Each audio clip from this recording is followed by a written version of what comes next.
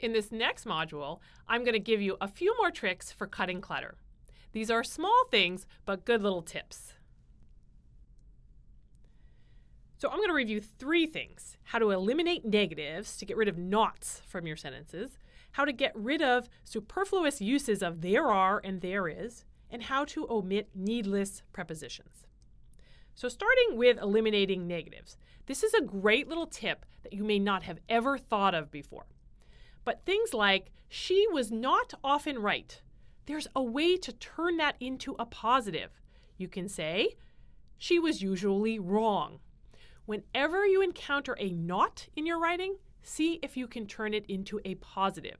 You can almost always do it, and it's usually much clearer when you use the positive construction. For example, she did not want to perform the experiment incorrectly. You can see that there's a double negative here, which is confusing. So how would we turn that one into a positive? You would just say, she wanted to perform the experiment correctly. That's obviously much clearer. Or how about, they did not believe the drug was harmful? How would you turn that into a positive? You would say, they believed the drug was safe.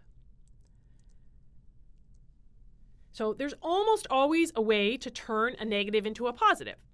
Instead of not honest, you can say dishonest. Instead of not harmful, say safe. Not important, you can just say unimportant. Does not have, that's lacks. Did not remember, you can say forgot. Did not pay attention to, say ignored. Did not succeed, failed. You get the idea. So pay attention to this in your writing. Sometimes you have to be a little clever about it, but if you think about it carefully, you can usually find a way to put it in the positive. Also, pay attention to superfluous uses of there are and there is. Here's a simple example. There are many ways in which we can arrange the pulleys.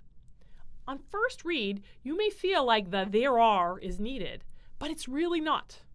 We can just say, we can arrange the pulleys in many ways. You can drop the there are altogether. Here's another example. There was a long line of bacteria on the plate. How can we get rid of the there was here? How about if we just say, bacteria lined the plate? You can see, by getting rid of the there was, we get a much more exciting verb lined rather than a to be verb was. Or try, there are many physicists who like to write. You can just cut the there are completely without rearranging the sentence at all. Instead of saying there are many physicists who like to write, just say many physicists like to write. The there are was completely unnecessary. Or the data confirm that there is an association between vegetables and cancer.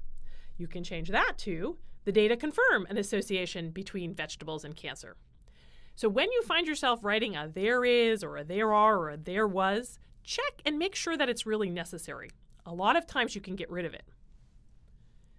Finally, another thing that I want you to start paying attention to are needless prepositions. Often prepositions like that and on are completely unnecessary, and when you have to get your word count down, like in an abstract, this is a good place to strip some extra words. For example, the meeting happened on Monday. Well, actually, that on is unnecessary. You could just say, the meeting happened Monday. You don't lose anything. Or, they agreed that it was true. Just say, they agreed it was true. You don't need the that.